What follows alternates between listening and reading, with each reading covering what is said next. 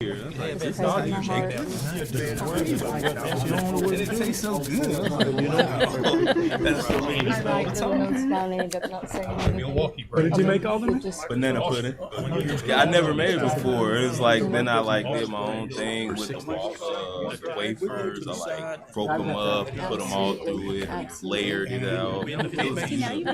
That's one of those few desserts I've never made before, but I love. I know it was the first time I really never ate it because I never liked how it looked. With bananas. Okay. Yeah, not a lot of bananas, but I covered the top and I covered it with wafers and I covered it with whipped cream and I put a whole bunch of muffins. Doesn't work out very well. Do not have bananas, and that's just it seems to It's be banana pudding, right? You need at least a little bit, even if you don't like it. You need a little bit of it. Oh, they're red. Why don't they want it in there? Because it turned brown. I would like to call to order the Tuesday, December 2nd, 2025 meeting of the Danville City Council. Madam Clerk, roll call to establish a quorum, please. Mayor Ricky Williams Jr., Present. Vice Mayor Eve Ludwig, Present. Alderman John Cooper, Here. Doug Arns, Present. Jaleel Jones, Here.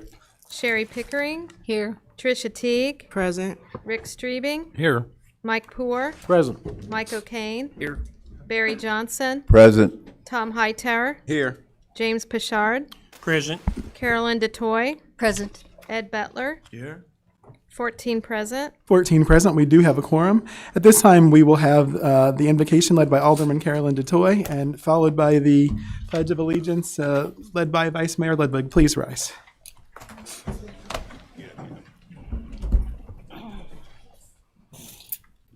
Heavenly Father, we come to you tonight asking you that you might bless this meeting. Yes.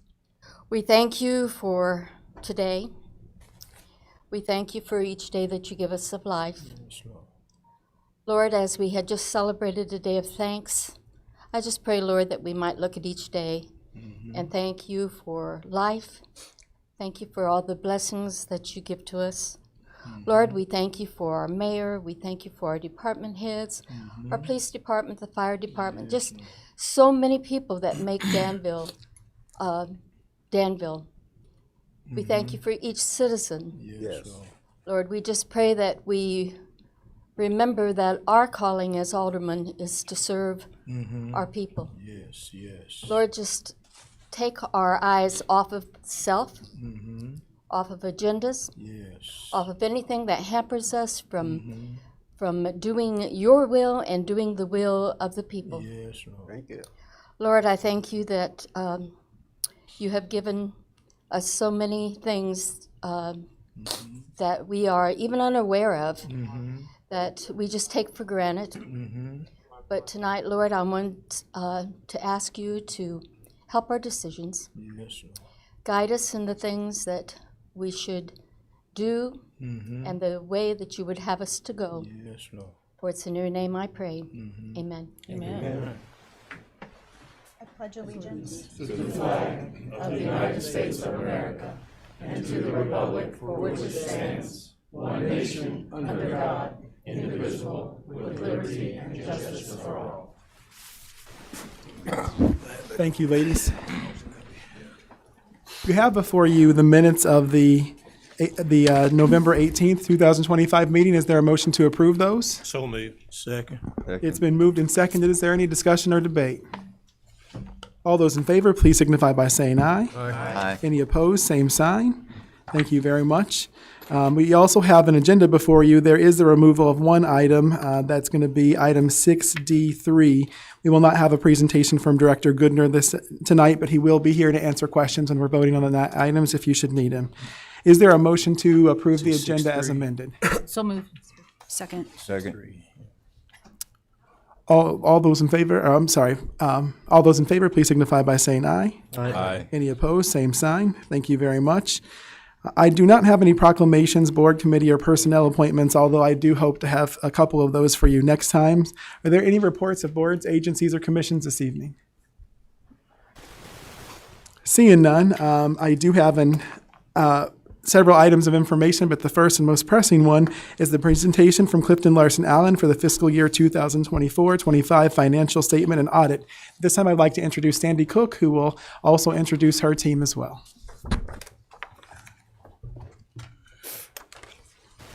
All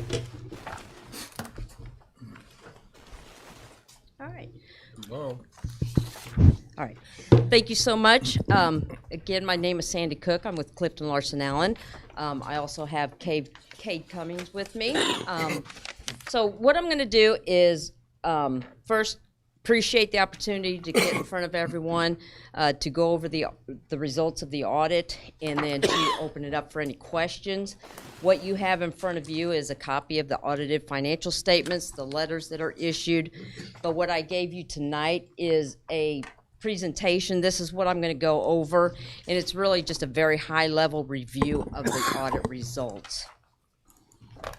So if you look at page 2, that looks at the talking points that we're going to go over, the 2 letters I mentioned, the reports and those opinions, some financial data, as well as the findings. On page 3 is the required communication, the governance communication letter. Some of the talking points that are listed here, the significant accounting policies, any changes to accounting policies or new standards that are implemented are noted in the letter. There were actually 2 of them that impacted the financial statements for the city in fiscal year 25. That's GASB 100, which was accounting changes and error corrections. It was really the accounting changes that impacted the city's financials. And what that related to was there were some non-major funds, governmental funds, that now are required to be reported as major funds. So the presentation of those had to be changed in accordance with that standard. The other one, GASB 101, compensated absences, that did result in a restatement of net position of about $709,000. Under the old standard, the compensated absences, that liability, really looked at those benefits that are accrued and then paid out upon termination or separation from the city. The new standard takes it a step further, encompasses those plus those benefits that maybe are accrued but not necessarily paid out upon termination or separation, but then an estimate of the use of that benefit. So that is what the change was. Significant accounting estimates included in your financial statements really relate to the 2 pension trusts, your police and firefighter pension trust, as well as the other post-employment benefits, the OPEB. All 3 of those, there's an actuarial study that is completed, and the actuary takes into account various trends as well as estimates such as life expectancy, inflation, expected wage increases to come up with the liability portion of that calculation. Uncorrected misstatements that is attached to the letter, those really related to some leases and some SBITAs, that's subscription-based information technology arrangements, as well as a couple minor receipts that should have been picked up or recorded within the fiscal year 24 financial statements. They're flowing through the fiscal year 25 financial statements. The corrected misstatements relate to the accrual base, the cash to accrual base adjustments, as well as some other correcting entries. There were no difficulties encountered during the audit process and no disagreements with management during the audit process. Page 4 looks at the management letter. This shows the trending of the funding for the police and fire pensions. Over the several years, those both of those trusts were severely underfunded. And you can see from the graph here, they are definitely trending in the right direction, made some good improvements. Over the past 10 years, the police increased about 6% in the funding, as well as the firefighters increased about 5%. And we'll see the impact on the net pension liability in just a few. So on page 5 goes over the various reports that are included, as well as the opinions. The first being the independent auditor's report over the financial statements. It was an unmodified clean opinion, and that's what you want to see. The other 2 reports that are listed here are included within the single audit reporting package. The first being the independent auditor's report on the financial over internal controls over financial reporting. in accordance with the government auditing standards. Sometimes it's referred to as a gas report. There's no opinion expressed within that report, and there was no instances of non-compliance noted. There were 3 findings that are included in that report. They relate to the similar findings of what you saw last year, the preparation of the financial statements as well as the necessary audit adjustments for the reporting package. The lack of the timely bank reconciliations. This year, the April 2025 reconciliation we received in September. Great improvement on that basis. Thank you to everybody involved in getting those updated and up to date. I truly do not expect to see this finding in next year's financials based on the timing of where everything is at this time. So thank you to everybody. A lot of work has been put into those. The last finding really relates to the Danville Public Library. As I've mentioned in the past, they are a discreetly presented component unit of the city.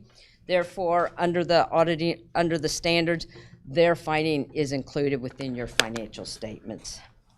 The last report relates to the compliance for each major program under the uniform guidance. That's your single audit report. Again, it was an unmodified or clean opinion, and happy to say there were no findings that were noted during our testing of the single audit, the federal awards. In total, your federal award expenditures totaled about $8.5 million. There were 2 major programs that were tested this year. The first one being the Homeowners Assistance Fund Program. That's the HAFR grant. It was totaled about $776,000 in expenditures. And then the other one was your state and local fiscal recovery funds, the ARPA money, and that was about $4.9 million. In total, between those 2 programs, we tested about 67% of your total federal expenditures. Starting on page 6 are some financial information. I'm not going to go over all of these. Just going to touch on a few of the high points or the more significant items. On page 7, really want to point out under the governmental activity column, you can see for 2023, the net position for your governmental activities was a deficit of $19.6 million. For 2025, that net position was actually a positive $7.3 million. So some great improvements there to note. The next few pages goes over the revenues and expenditures and brings it all together for your net position. Really nothing significant to discuss on those. Everything was pretty similar, comparable to the prior years. On page 12 is your information on the city debt, the GO bonds for the governmental activities, as well as the IEPA loans for the business type activities. Those are really just being paid down right now. The new debt that was added to the reports this year were the note payable related to the golf carts, and that landed within the business type activities. On page 13, starting to look at some of the pension information, the IMRF pension. Again, I want to note that the actuarial studies are done as of 12/31, so the 2025 numbers are based off of December 31st, 2024 actuarial study. And you can see your IMRF, the pension liability increased about $2.18 million. The pension assets, the planned fiduciary net position increased about $2.15 million. So it actually resulted in a slight decrease in that net pension asset of about $22,000. Looking at the police pension plan, again, on page 14, you can see the pension liability increased about $1.9 million. The plan assets increased about $2.97 million.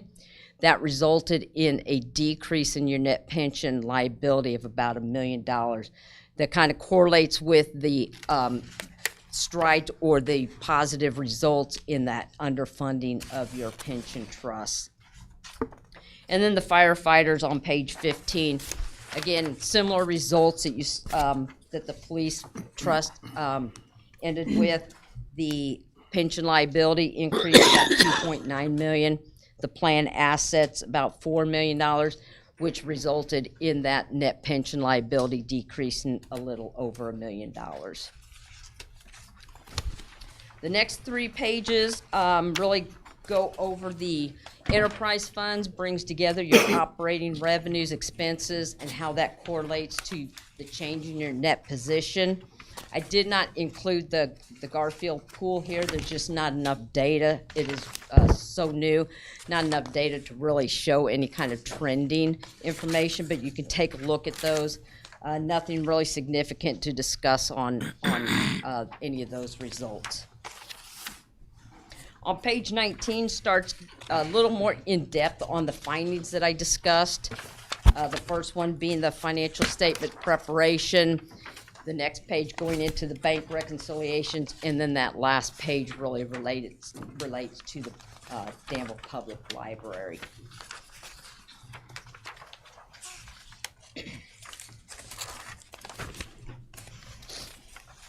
A couple things that I wanted to point out. I had mentioned that there were 2 new GASB standards that were implemented this year. There's some coming down the road for next year in 2027. Just want to kind of put those out there so that they're on, that you're aware of them, aware of those. In fiscal year 2026 is GASB 102. That relates to certain risk disclosures.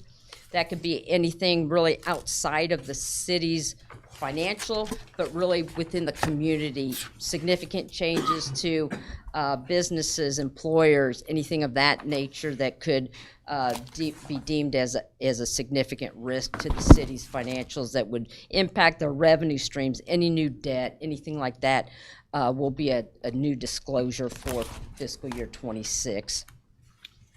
And then looking ahead to fiscal year 27, there's a couple that will be impacted or implemented. GASB 103, the financial reporting model improvements.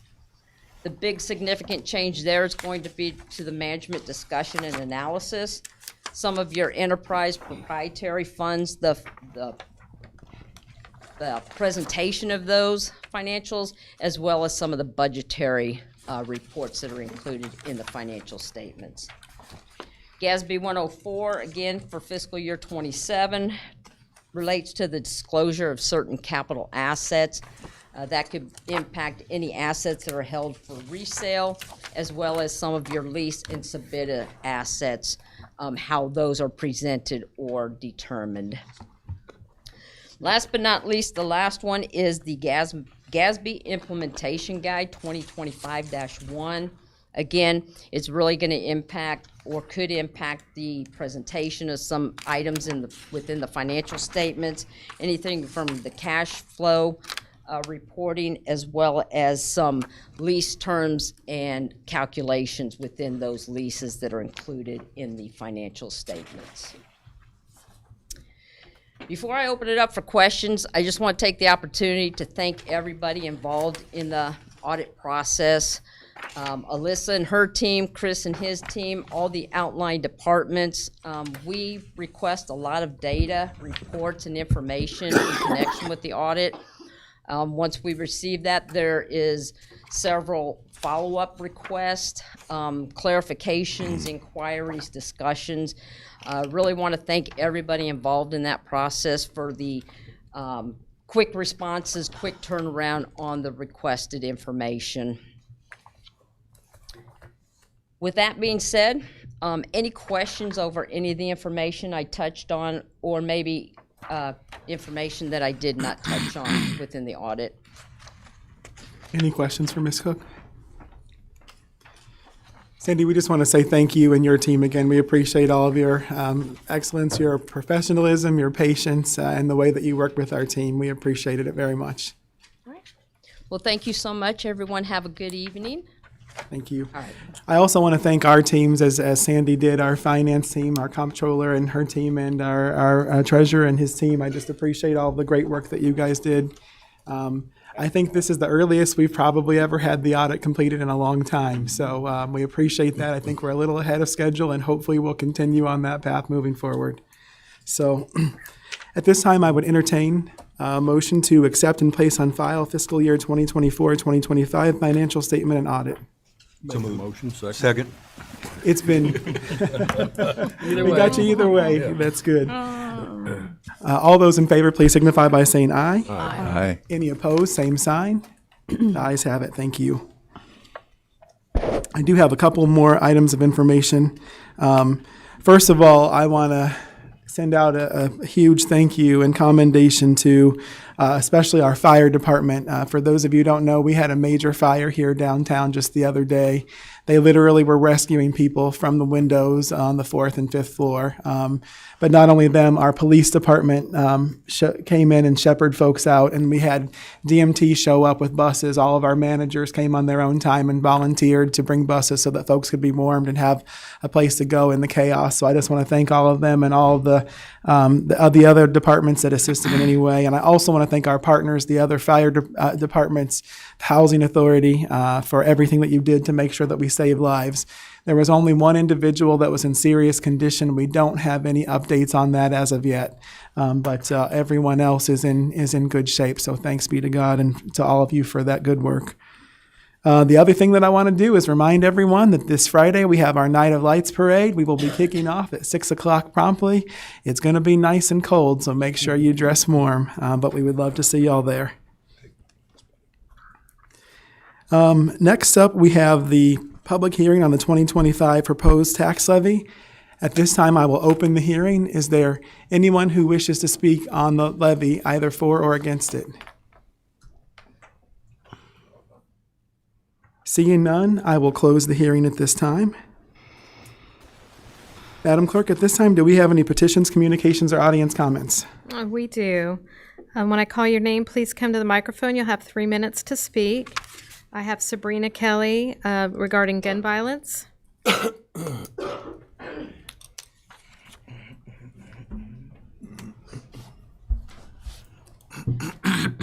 Good evening. As usual, I'm here representing myself and no one else. In August of this year, when speaking about police brutality and gun violence, I was told to let actual Black people handle Black people's problems. For the record, I'm aware that I'm a very fair-skinned Caucasian female. And I have seen when a Black person tries to discuss Black issues on this council, and he was told, well, you've never been female, which is highly offensive and atrocious. So I guess it doesn't matter who is concerned, we are all being silenced. What you don't know about me is that half of my family is biracial. The gun violence and police brutality happening in our community could just as easily be someone who is kin to me. And quite frankly, I shouldn't have to justify my reasoning for caring about other humans, as that is what we are, humans and members of humanity. God's children for the people who are religious. The same people I served 7 years in the active duty army for them to live and be free. Just before Thanksgiving, a young man I know was slammed on the street for a suspected weapon because he had his hands in his pockets. It turned out he didn't have a weapon at all. In 2020, someone close to me was shot 18 times on Hazel Street. He was transported to Champaign, since we had no trauma doctors here then, nor do we now in Danville. That transfer was a matter of life and death, and most transfers would be. Fortunately, this man survived. I was able to see him relearn to walk, relearn to function, and still hear his voice. I was able to take him home to his mother, alive. Not all of the families, those loved ones, not all the families whose loved ones were killed have that privilege. And here yet again, another victim of gun violence at Scooter's Bar here in Danville that didn't make it. I hear almost monthly the city mentioning folks who have passed, but none of those people were victims of gun violence. They just get swept under the rug, and we are told violence and crime is down without actual facts or numbers to back those statements. I guess since those gun violence victims didn't make a difference in the community, like the family that isn't allowed to have a street named after their stillborn grandchild, they don't get mentioned. But that's where you're wrong. They are people who did make a difference in this community just by being here. Those victims were people. and they live on through their family's memories. But I guess since it hasn't hit close to home, these people don't matter. Hopefully those who have fallen due to gun violence will be honored just as any kind of other community member that passes is, and that their families also get the same support. They're the community too. And just for the record, before I spoke to each of these families before I spoke about their issues. Thank you. Thank you, Ms. Kelly. Deanne Ryan.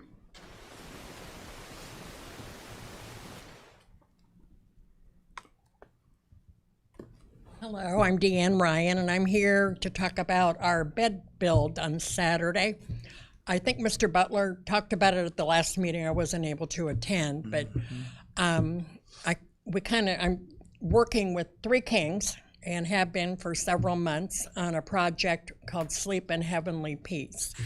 And we kind of fell into it by invitation from the Muhammad chapter, which is we're a hub of now, and they're helping us to become our own chapter of under the Three Kings. We had one bed build where we made 20 beds, and we've already delivered over 40 thanks to Muhammad chapter, and they are coming again to help us on Saturday, and we're going to build 80 beds. That seems like a lot, but we have 160 kids on our list waiting. And I'm sure after all the publicity that's out now for the bed build, we're going to probably have twice that. So, I'm a CASA, and I worked in child welfare, and I know how living situations are for people. But even I was shocked at the number of kids sleeping on the floor. And most of these houses we go in have no furniture at all. So I just want to invite you, if you have time, to come out on Saturday. We're working from 8 to 4 at WorkSource. They've opened up their facility for us to do this build, and we're also collecting bedding sheets, twin have to be new, twin sheets and pillows and comforters. And we're going to have a quilting club that's going to be making quilts for all these beds in the near future. So come out and if you can only come out for a little bit, come and see. It's an amazing operation. Alderman Teague was there last time. I think it's just, everybody was just talking about the assembly line nature of this and how quick they turn these out. And our Three Kings can put a bed together in 5 minutes now at the homes. So love to see you on Saturday. Deanne? Thank you, Mrs. Ryan. What do you have? Deanne, there's 2 shifts in there, 8 to There 12 are. and 12 to 4 or something, or? You can sign up from 8 to noon or noon to 4. Yeah. And if you want to stay all day, see if we can make it that long. I don't know. It's going to be tough, but we're going to get them done because we have everything donated. And lunch will be served. Do what? Lunch. And we are having lunch for anybody that wants to stay. So, Thank you, Mrs. Ryan. That's all I have. Is there anyone else who wishes to address the council this evening? All right, seeing none, we do not have any zoning petitions this evening. However, we do have the payrolls of November 21st and 26th of 2025. Is there a motion to approve those? So moved. Second. It's been moved and seconded. Any discussion or debate? Roll call vote, please. Alderman Cooper, Yes. Butler, Yes. DeToy, Yes. Pashard, Yes. Hightower, Yes. Johnson, Yes. Kane, Yes. Poor, Yes. Streebing, Yes. Pickering, Yes. Teague, Yes. Ludwig, Yes. Jones, Yes. Arns, Yes. 14 yes. 14 yes, the motion carries. You also have before you the vouchers payable of November 25th and December 2nd, 2025. Is there a motion to approve those? So So moved. moved. Second. It's been moved and seconded. Any discussion or debate? Roll call vote, please. Alderman Arns, Yes. Cooper, Yes. Butler, Yes. DeToy, Yes. Pashard, Yes. Hightower, Yes. Johnson, Yes. O'Kane, Yes. Poor, Yes. Streebing, Yes. Pickering, Yes. Teague, Yes. Ludwig, Yes. Jones, Yes. 14 yes. 14 yes, the motion carries. At this time, we'll receive our Public Services Committee report. Chairman Streebing. Good evening. 12A, we have an ordinance enacting and adopting supplemental S62 to the Code of Ordinances. I make the motion to approve and dispense with the reading and ask for approval. I'll need a second, please. Second. Is there any questions on 12A's ordinance? If not, roll call, please. Alderman Jones, Yes. Arns, Yes. Cooper, Yes. Butler, Yes. DeToy, Yes. Pritchard, Yes. Hightower, Yes. Johnson, Yes. O'Kane, Yes. Poor, Yes. Streebing, Yes. Pickering, Yes. Teague, Yes. Ludwig, Yes. 14 yes. 14 yes, thank you. The motion carries.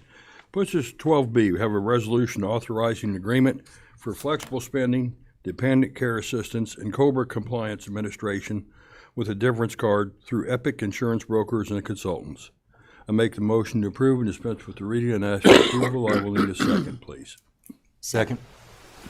Is there any questions on 12B's resolution? If not, roll call. Alderman Ludwig, Yes. Jones, Yes. Arns, Yes. Cooper, Yes. Butler, Yes. DeToy, Yes. Pritchard, Yes. Hightower, Yes. Johnson, Yes. O'Kane, Yes. Poor, Yes. Streebing, Yes. Pickering, Yes. Teague, Yes. 14 yes. 14 yes, thank you. The motion carries. Ms. Corson, did you want to talk to us this evening or say anything? So they get me in trouble. Yeah. No, we were just kind of talking about this. The difference card, one of the reasons that we switched to them, because we just switched to iSolved as of 2025 to do this, but we made the choice to switch to the difference card. So that way, when the employees, because of the difference card that we're also providing with the medical reimbursement, they actually can use the exact same card.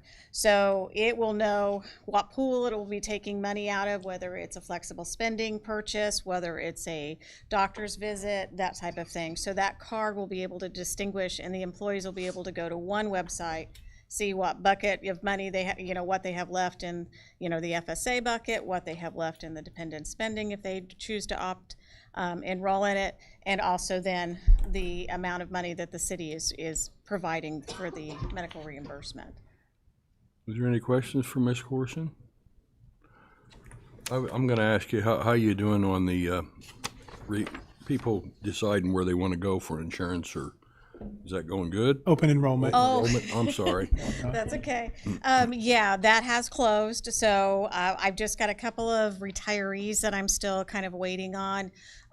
But they are with the Medicare Advantage one. Already sent off the file feed for that. So those retirees should have their cards by January 1st without any issues or problem. But we did see quite a shift back to the Blue Choice Select. So that is going to help.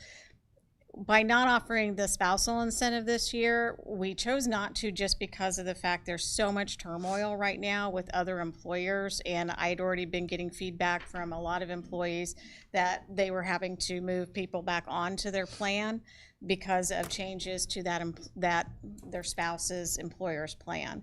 So we have a few that would have still qualified, but with just kind of the upheaval that we have seen where we've had to a lot of people have kind of changed their demographic that they were. So they're no longer maybe just employee and children, now they're family again.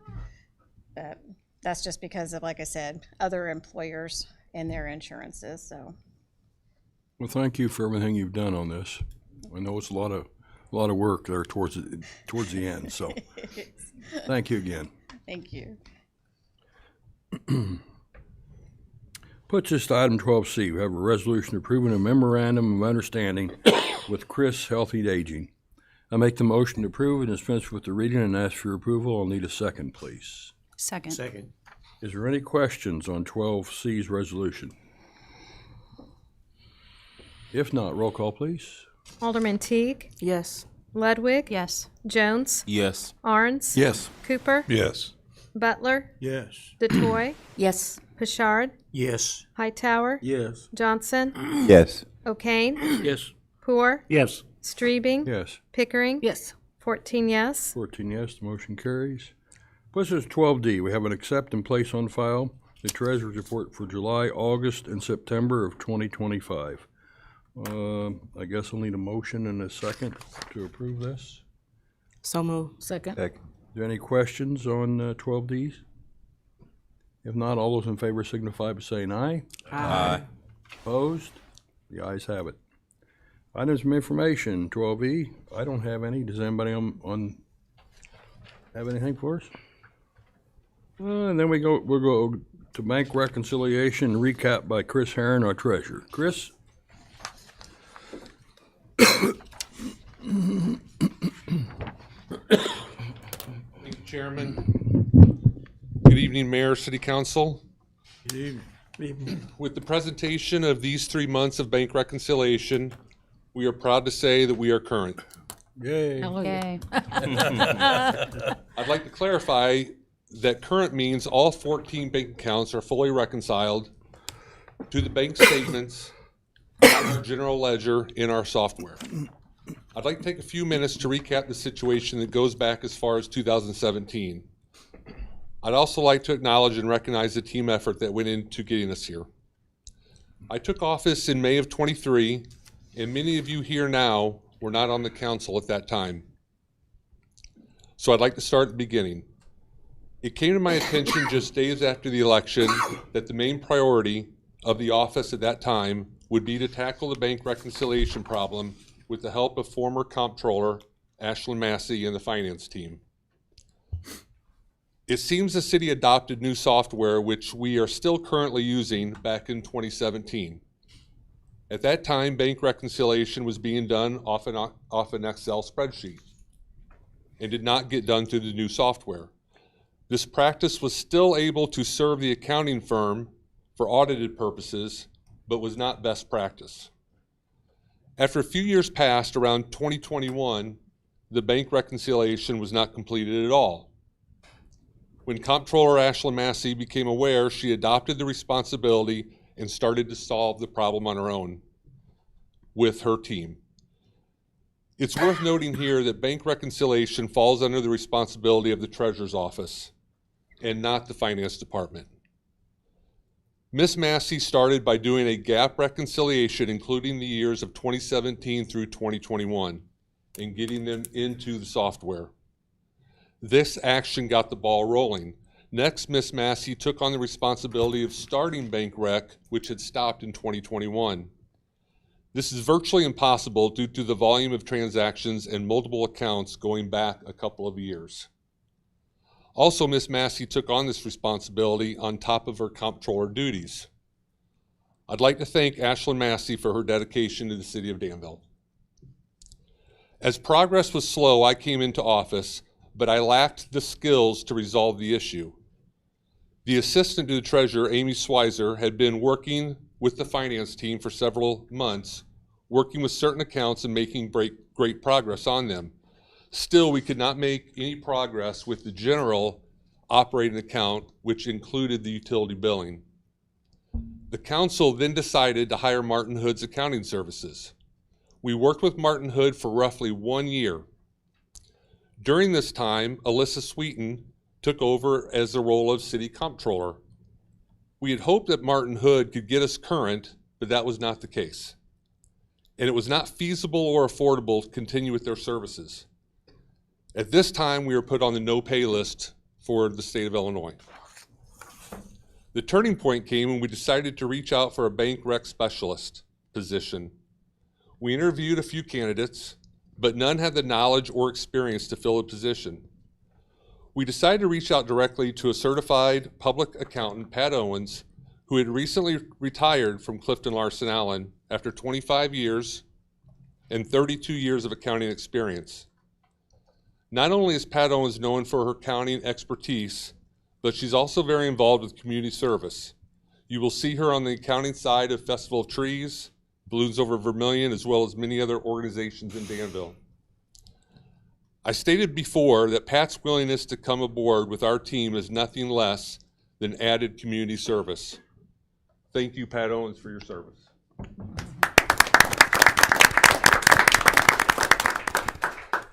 It was a very messy for a few months, but after many discussions, Comptroller Sweeten started to change processes within the city to separate transactions into additional appropriate accounts to make bank rec easier to navigate.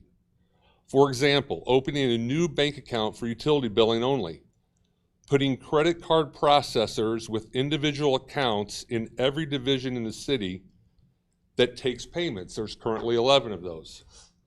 I'd like to thank Chief Technology Officer Agnel De Silva and his team for working together with finance to make these changes. Processes had to be changed in the finance office, city clerk's office, DMT, public works, legal, community relations, Harrison Park Golf Course, and the pool. Every department had to adopt the proper controls and systems to efficiently operate and oversee the city finances. I'd like to thank all these division heads that only encouraged us with no resistance. These changes made more work initially to the finance department and to the treasurer's office, but in the long term will only bring more ease and transparency to all of our departments as well as our yearly audit. I'd like to thank Comptroller Sweeten for her hard work and progressive thinking, along with her staff that made these changes possible. Thank you, Deputy Controller Kristen Landis. Ms. Landis is instrumental every month gathering needed information for missing pieces in the bank rec process. Thank you, Finance Manager Denise Arns. Denise adapted to all the process changes and put her office in good hands before her retirement just months ago. I'd like to thank our staff accountant, Christina Turner. Christina has brought her accounting expertise and experience to comply timely with all the needs within these processes.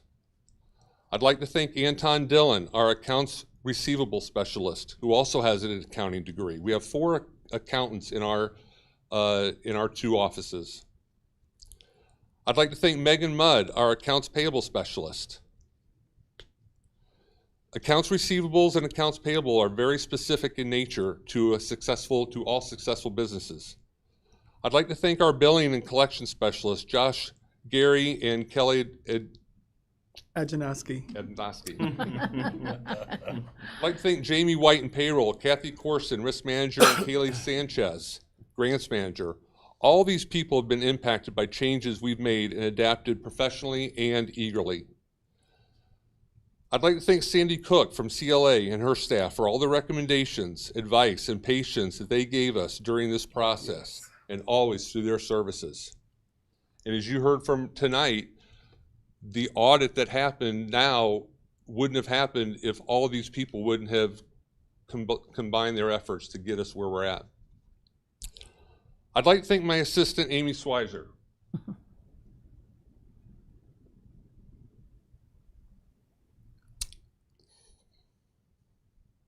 I cannot state this any more clearly. We simply would not be where we are without her.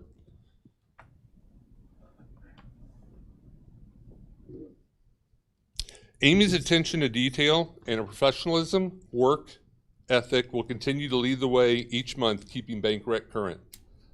I'd like to thank Mayor Williams, the former council, and the current council for the support, understanding, patience, and willingness to stay on the course as we are able to get current. I'd like to close with a personal testimony. 2.5 years ago, I had absolutely no idea how I was going to navigate through this insurmountable obstacle. I prayed every night for strength and wisdom and for the right people to be placed in my life at the right time. As the days, weeks, and months passed, that's exactly what God provided. I have experienced an incredible accomplishment that was beyond any ability that I possess. God made this possible, and He's doing the same for our city currently and for our future. Thank you. Thank you. Thank you, Chris. Any questions? I think we need to think here. Many hands make light work is what the Bible says.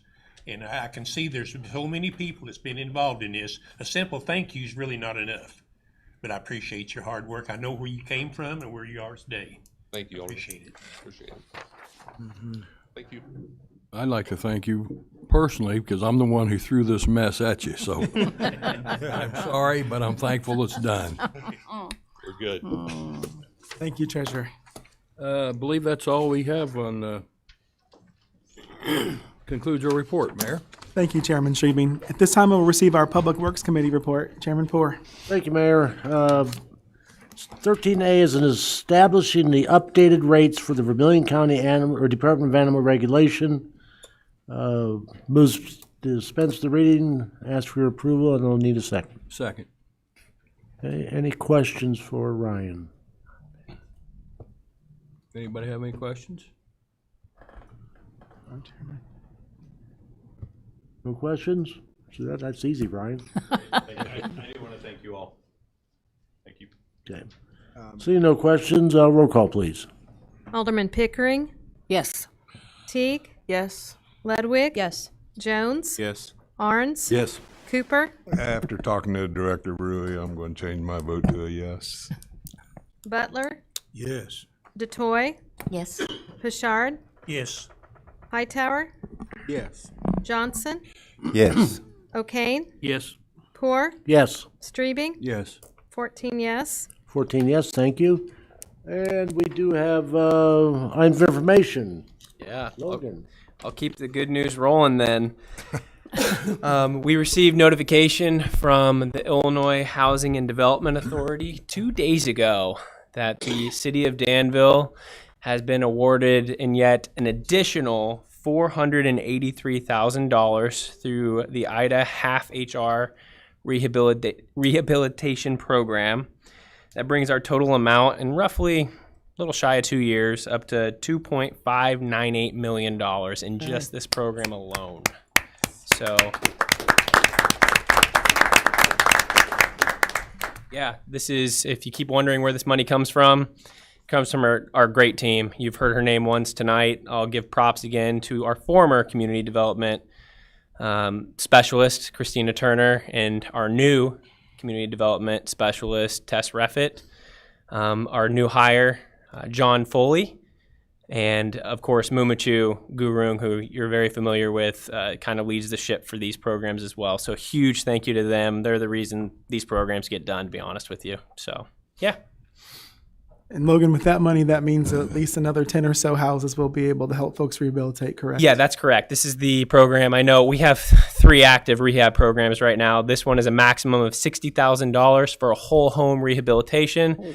The waiting list will stay the same. It will not be a new application process. It's the original waiting list we did a year and a half ago. Yeah. Right. Great job, everyone. Thank you. I have a question. Alderman T. Have those homeowners already been notified? No, we received this about 48 hours ago.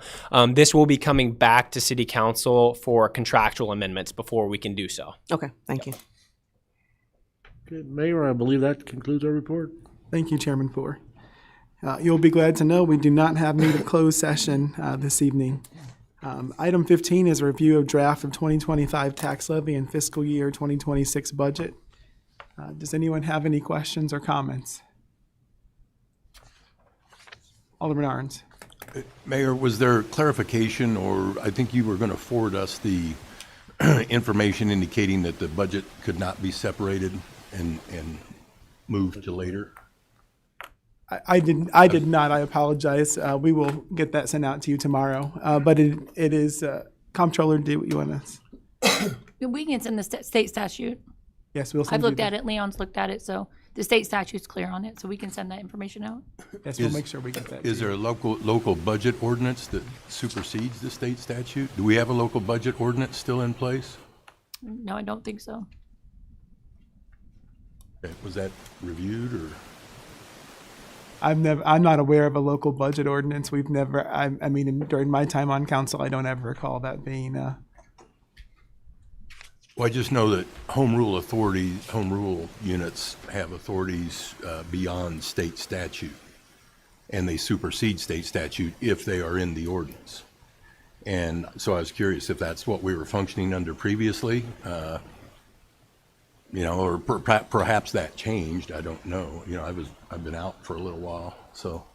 But yeah, if you can forward the thing, but I didn't know if we got an opinion from Municipal League or anybody else. There's actually, the IML has a whole statement on their website about the budget being required before the levy. And tentative budgets are not acceptable? Correct. It has to be an approved budget.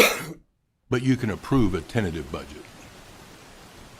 It has to be an approved budget that verifies the spending that the levy that has to support the levy. Mm-hmm. Okay.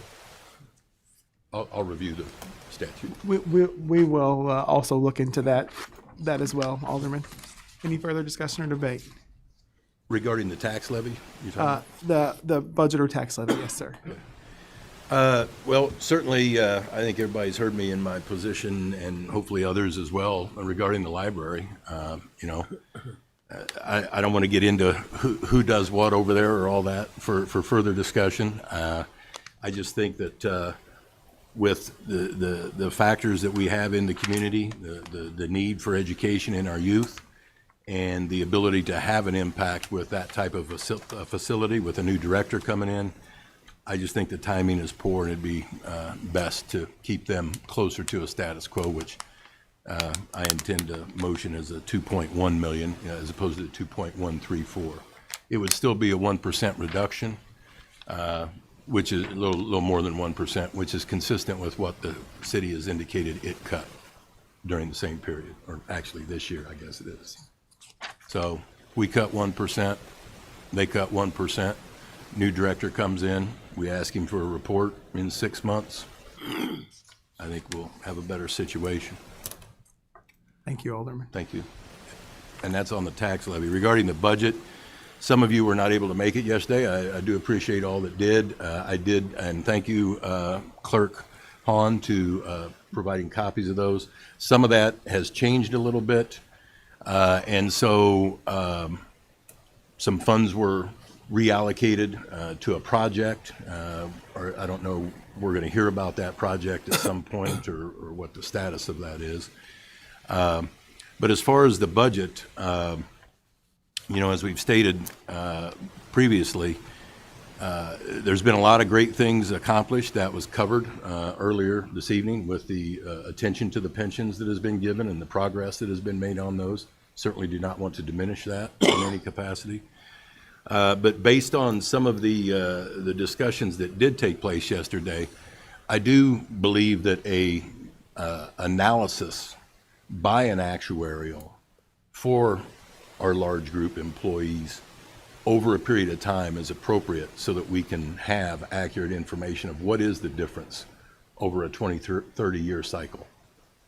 And so obviously that's not anything I don't think we're capable of doing internally, but we would need to solicit an actuarial firm to do that.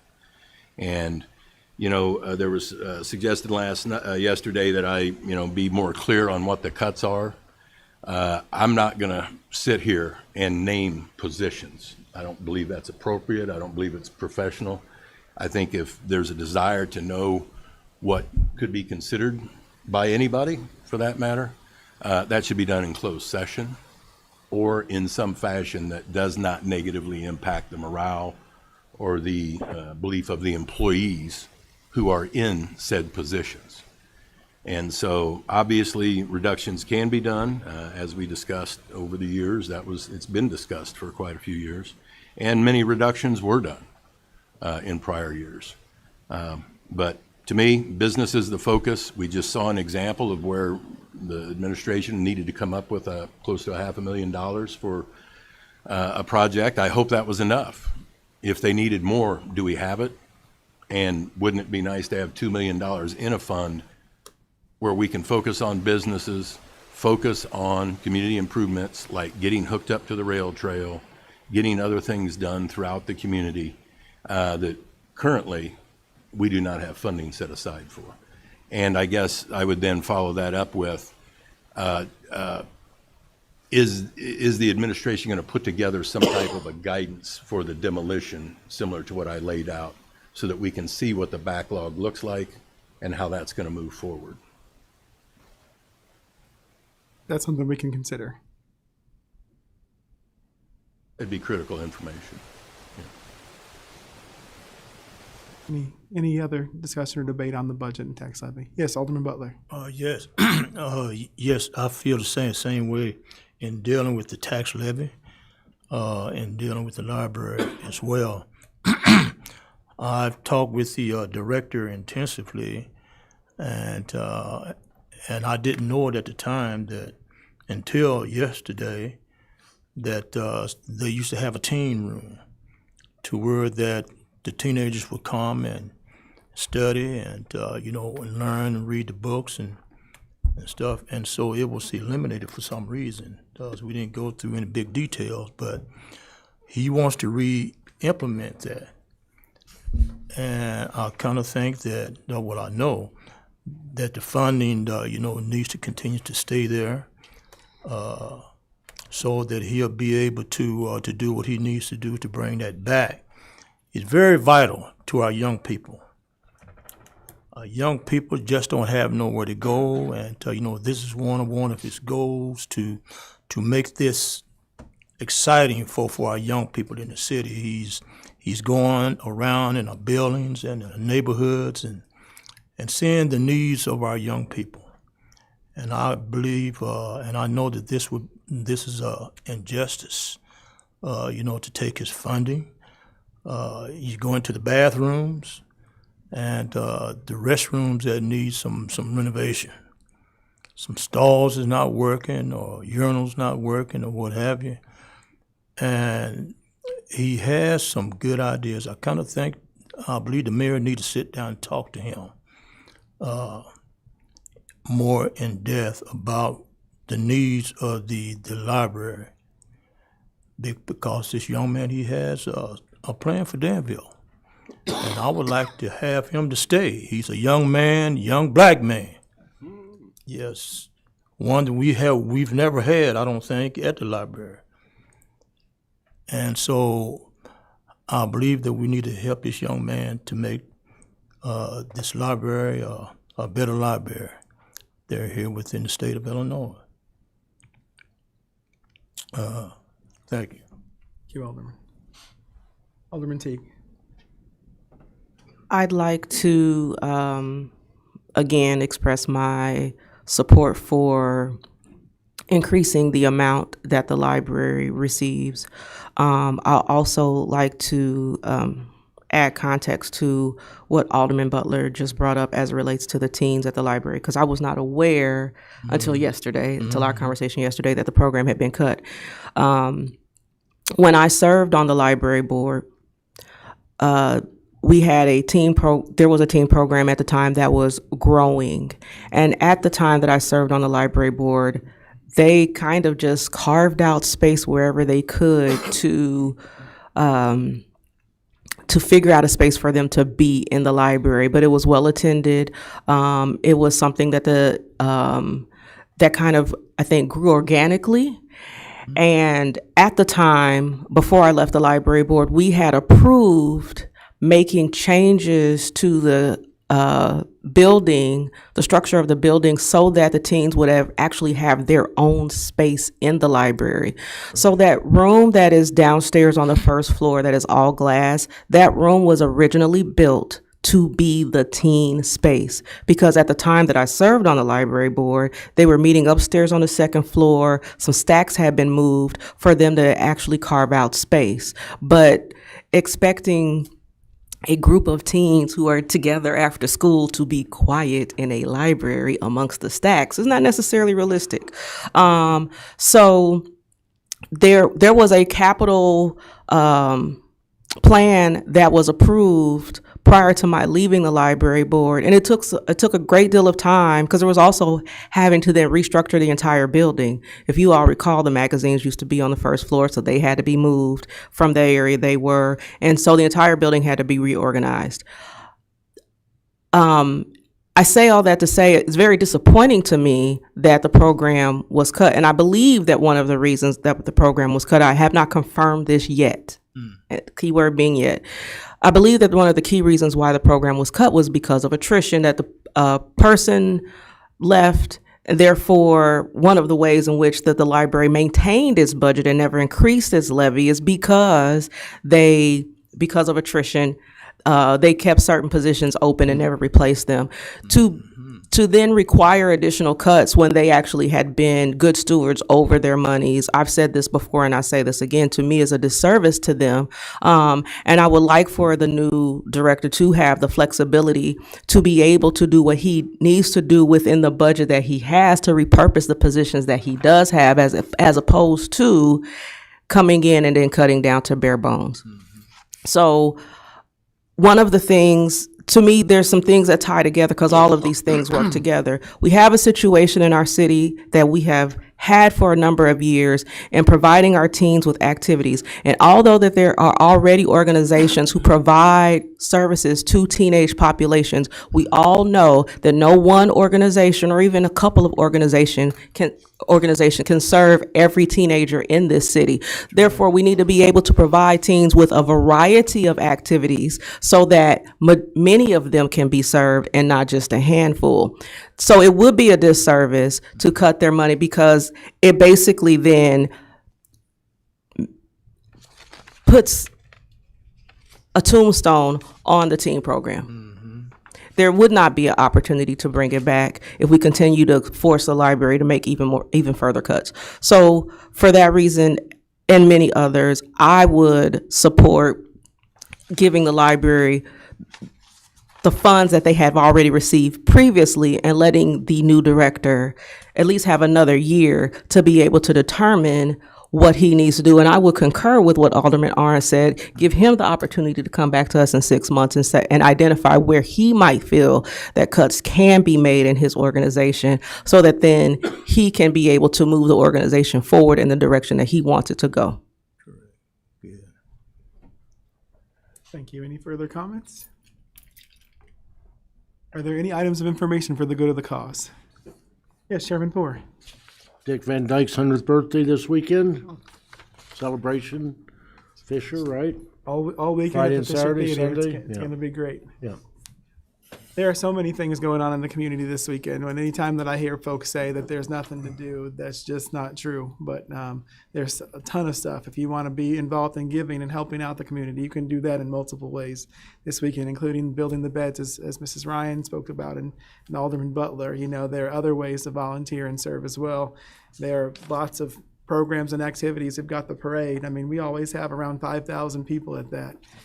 So I just, you're absolutely right. We need to honor our sons who have done so much for the world and brought so much joy for the world, and our daughters too. So, yes, Chairman Streetman. Well, I know you mentioned what's happening on Friday night, but how about Friday afternoon?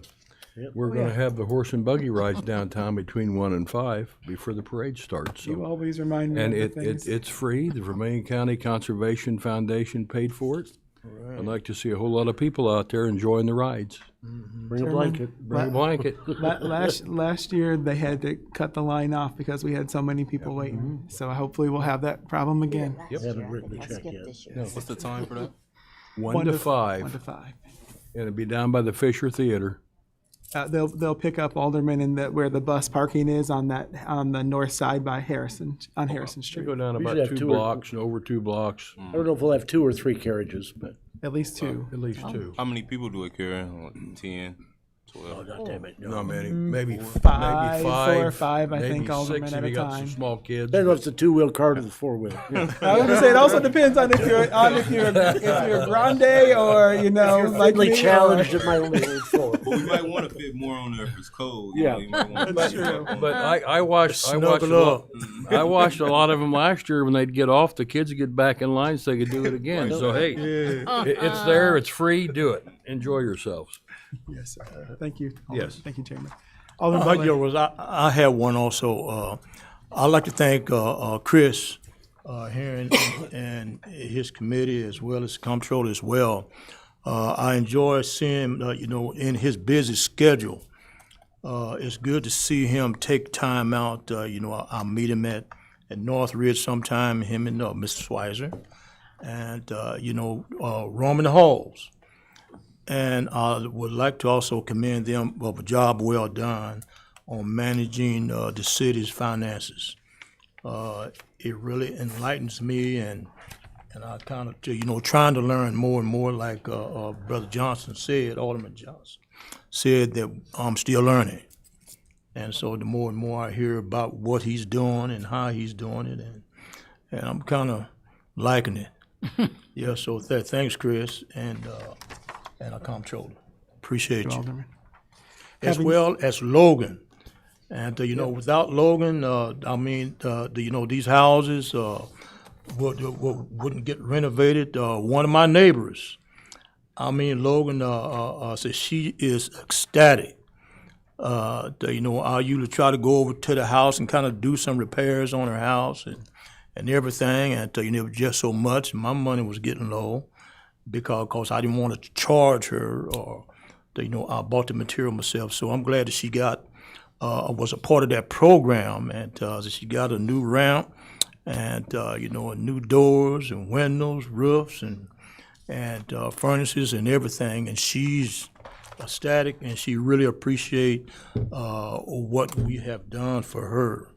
And so she even fixed me up some greens. I said, well, I'm part of the council there, she fixed me some greens, come get your greens.